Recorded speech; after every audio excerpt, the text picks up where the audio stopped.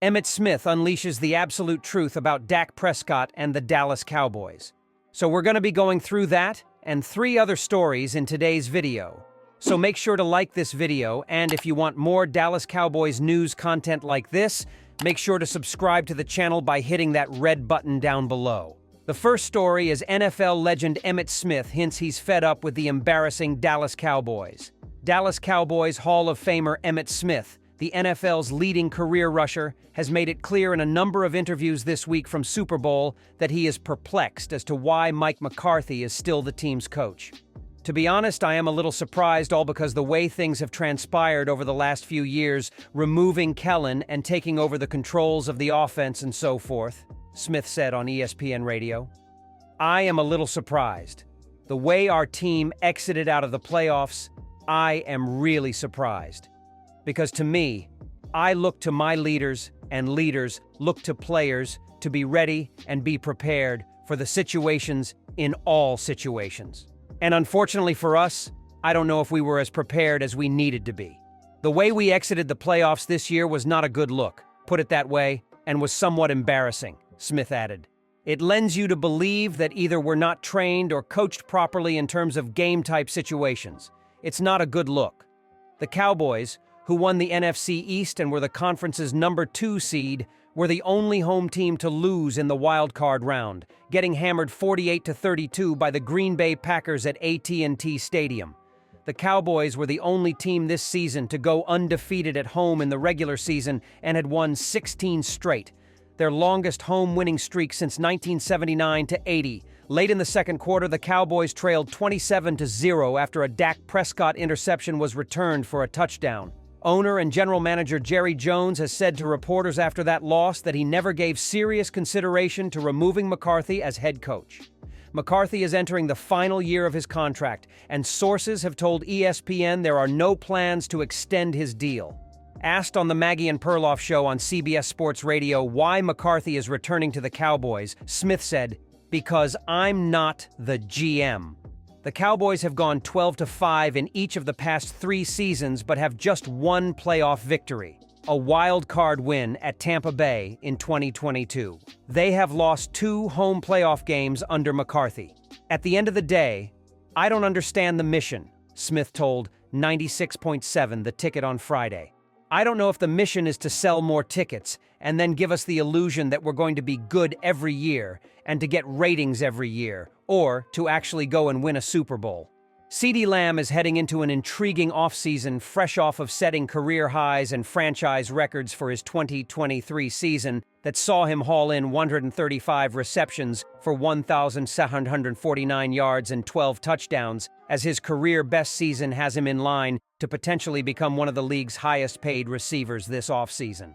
Heading into his 5th and final year of his rookie contract, discussions for an extension for Lamb are expected to ramp up as the offseason kicks into high gear, and that topic was not shied away from when Lamb made an appearance on Micah Parsons' The Edge podcast in Las Vegas over the weekend. "I can't give you no numbers right now," Lamb said about contract talks. "But I'll tell you this, one of the top-paid receivers for sure, if not the highest-paid receiver. That's always the goal." The receiver market is expected to see quite a bit of a reset this offseason, with Vikings wide receiver Justin Jefferson also heading into the 5th year of his rookie deal, and Bengals wide receiver Ja'Marr Chase heading into his 4th year. After strong starts to each of their careers, Jefferson, Chase, and Lamb are expected to be the trio that will set the standard of receiver contract numbers moving forward. For Lamb, there is no question where his heart lies in regards to signing that contract with Dallas long-term, as he has mentioned before, wanting to be a Cowboy for life. "Absolutely," he said about his desire to spend his career with Dallas. "There's no secret about that." His strong desire to stay with the Cowboys stems from the relationships he has in the locker room, most notably with quarterback Dak Prescott, who he was seen having passionate conversations with during the playoff loss to Green Bay. Following the game, Lamb's mother took to Facebook to express her frustration with Prescott, but Lamb was quick to clear the air on Parsons' podcast about his feelings for his QB1. "I have no beef with my quarterback," he said. "I love my dog, he knows that. Dak can definitely lead us to a Super Bowl. He just also needs other leaders, and that's why I'm pointing at myself. I can help him. He's already got so much on his plate. Looking in the mirror seems to be an early theme for Lamb this offseason, and if he is looking to take another step in his game going into year 5, he sees maturity as an opportunity to be more of a leader and positive voice in-game. The second story is Cowboys are team to watch for Chiefs star in free agency. The Dallas Cowboys are coming off another strong regular season followed up by playoff disappointment. As a result, we'd expect Dallas to try to land some difference makers in free agency to help put them over the top. According to a new report from Sportskeeda's Tony Pauline, Kansas City Chiefs star cornerback L'Jarius Snead could be on their radar. Snead is set to hit free agency. The Chiefs could use the franchise tag on him, which would cost $19 million in 2024, or re-sign him to a long-term deal. If the Chiefs can't sign Snead in the offseason, where could he land? Keep an eye on the Atlanta Falcons, Dallas Cowboys, and Las Vegas Raiders, Pauline wrote. The Cowboys would have to do a lot of work to make enough room under the cap to sign Snead. On the other hand, the Falcons presently have in excess of $25 million in cap space heading toward the new league year. Snead has started 48 of 51 regular season games for the Chiefs over the last 3 seasons. This year he logged 78 tackles, 2 interceptions, and 14 passes defensed in 16 games. The former 4th-round pick followed that up with 17 stops, 3 passes defensed, and 1 forced fumble during the postseason. Currently, the Cowboys are more than $14 million over the salary cap for 2024, but that's before offseason maneuvering, which could include giving quarterback Dak Prescott a new deal that will make him one of the highest-paid quarterbacks in the game.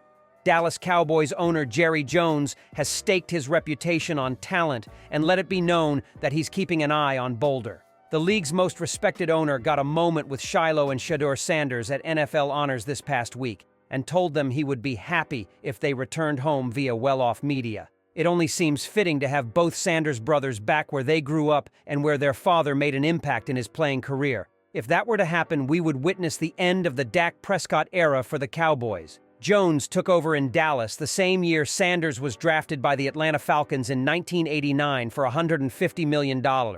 He became the first owner in NFL history to lead his team to 3 Super Bowl titles in his first 7 years of ownership. However, the storied franchise hasn't won a championship since Sanders was on the roster in 1996. It has caused friction, with Jones sending a clear message to his players after another loss in the playoffs saying, "We got to win. This is the Dallas Cowboys." There's very little doubt Dallas needs a few good Sanders on their roster. The Sanders family stole the show at NFL Honors with a few great moments. Jones wasn't the only NFL owner they made contact with prior to the ceremony. Shiloh told Arthur Blank he wanted his father's old number in Atlanta. Shedeur also let the NFL's CMO Tim Ellis know he was coming in next year's draft class. They all gathered around Roger Goodell before the night was over, with Coach Prime telling the commissioner he wanted to bring his nephew with him to Colorado.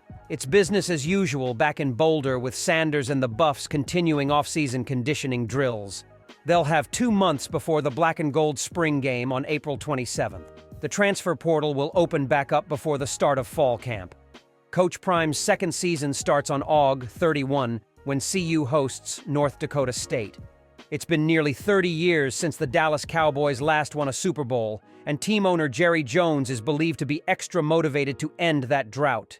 ESPN's Dan Graziano reported that this offseason will be especially fascinating for the Cowboys because of Jones's desperation to get the team's first Super Bowl title since 1995. With the help of son Steven and his trusted front office advisors, Jones has in recent years resisted some impulses and taken a longer-range view of the team, Graziano stated. Right or wrong, there's an external perception that Jones is desperate to win another Super Bowl sooner rather than later. The third story is new Cowboys DC Mike Zimmer is going all in with the Dallas Cowboys. There isn't a coach Darren Woodson had in his career he respects more than Mike Zimmer. They were together from 1994 to 2003 with the Dallas Cowboys. Woodson earned all 5 of his Pro Bowl appearances after Zimmer came to Dallas as a defensive assistant in 1994. Zimmer was his defensive backs coach for 5 seasons before becoming his coordinator for 4 seasons in a career that saw Woodson become the Cowboys' all-time leading tackler. He doesn't have any backup in him, Woodson said of Zimmer, who is replacing Dan Quinn as the Cowboys' defensive coordinator. He's going to set his feet. He will fight your ass tooth and nail, a lot like Bill Parcells. You're going to do it his way. He might not be your best friend. It's not going to be cuddly and kumbaya. That's not happening. He's going to test your mettle. Zimmer's return to the Cowboys comes at a time when the organization is coming off one of the most disappointing exits in franchise history. A third straight 12-5 finish and NFC East championship that led to a number 2 seed was done in by an embarrassing 48-32 loss to the Green Bay Packers in the wild card round at AT&T Stadium. Quinn left to be the head coach of the Washington Commanders. Secondary coach defensive passing game coordinator Joe Witt Jr. left with him to be the defensive coordinator after he was passed over to replace Quinn in Dallas. Defensive line coach Aiden Durd was named the defensive coordinator of the Seattle Seahawks, after Dallas finished 5th in the NFL in yards and points per game. Zimmer is bringing change in scheme, to a degree, but maybe more so in temperament. He will have talent. Edge Micah Parsons and cornerback Daron Bland finish 3rd and 5th, respectively, in balloting for the NFL Defensive Player of the Year. Cornerback Trevon Diggs, a Pro Bowler in 2021 and 22 after totaling 14 interceptions, is returning from a torn left ACL.